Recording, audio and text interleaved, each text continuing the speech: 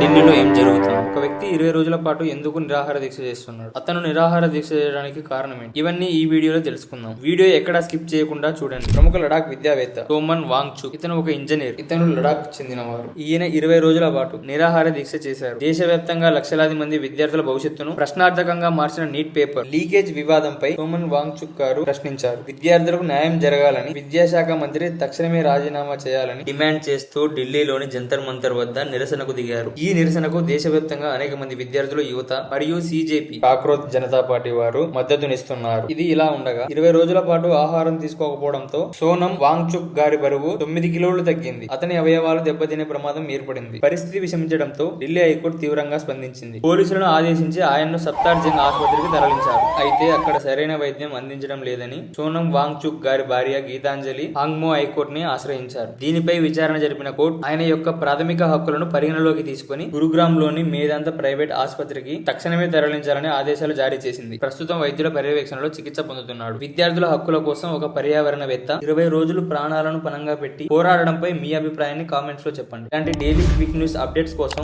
ఇప్పుడే ఫాలో అవ్వండి.